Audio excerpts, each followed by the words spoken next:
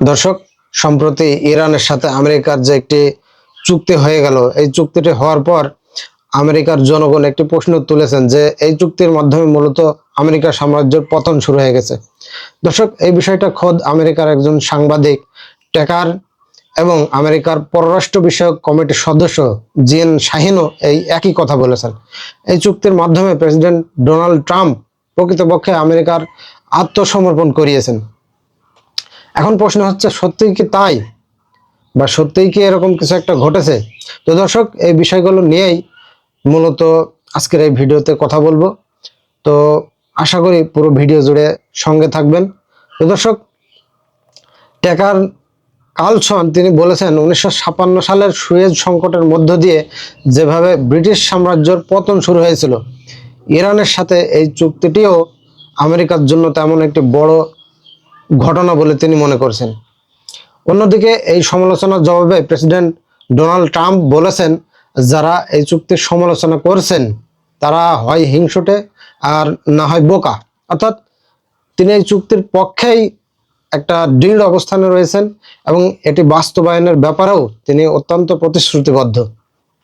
দর্শক, এদিকে পাকিস্তানের প্রধানমন্ত্রী শাহবাজ শরীফ তিনি বলেছেন, ইরান এবং যুক্তরাষ্ট্রের মধ্যে চুক্তি চূড়ান্ত হওয়ার পর মধ্যস্থতাকারী দেশ হিসেবে পাকিস্তানও এতে স্বাক্ষর করেছে। ফলে কূটনৈতিক দিক থেকে পাকিস্তানের গুরুত্ব অনেক বেশি। তো এই বিষয়টাও একটা ব্যাপক আলোচনার তৈরি করেছে যে পাকিস্তান এই চুক্তির ব্যাপারে একটা ব্যাপক সাহায্য সহযোগিতা করেছে।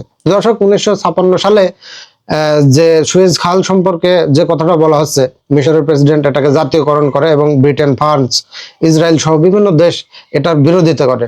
তো ওই সময় যুক্তরাষ্ট্র এবং সোভিয়েত ইউনিয়ন বলে যে না, এই মিশর যেটা করেছে এটা ঠিকই করেছে।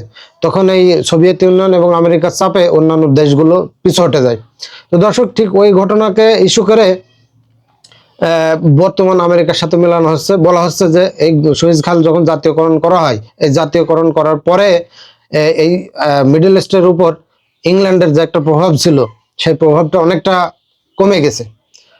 তো ঠিক একই ঘটনা আমেরিকার ক্ষেত্রেও ঘটবে বলে আমেরিকার যারা বিশ্লেষক তারা বলছেন। তো দর্শক, এই চুক্তিটা আসলে আছেটা কি?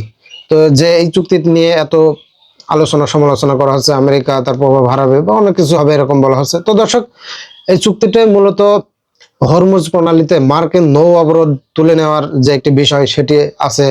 ইরানকে পুনর্গঠন করার জন্য যে তহবিল গঠন করা হবে, ইরানের যে অর্থ সিজ করে রাখা হয়েছে বহির্বিশ্বে, আমেরিকা সহ তার বন্ধুরা যে টাকা ফ্রিজ করে রেখেছে সেই টাকাটা অবমুক্ত করে দেওয়া হবে। এছাড়াও ইরানের যে পারমাণবিক কার্যক্রম এইগুলো স্থগিত করার বিষয় বলা হয়েছে। তো দর্শক, ইরান তার পারমাণবিক কার্যক্রম যদিও বলেছে স্থগিত করবে, এই বিষয়টা নিয়ে আগামী 60 দিন পর আলোচনা হবে, কিন্তু সেটা এর আগের আলোচনাতেও ইরান একই কথা বলেছিল। তো দর্শক, এই ইরানের যে পারমাণবিক কার্যক্রম এটা আসলে পুরোপুরি বন্ধ হবে কি হবে না, এটা আগামী 60 দিন পর আমরা বুঝতে পারবো।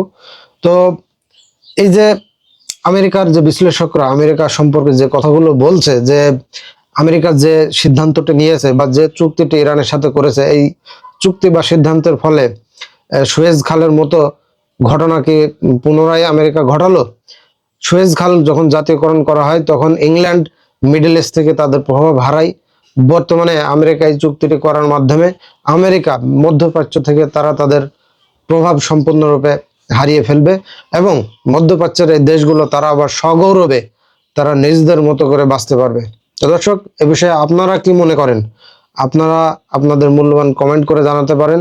তো দর্শক, আজকের ভিডিওটি এ পর্যন্তই। দেখা হচ্ছে পরবর্তী কোনো ভিডিওতে।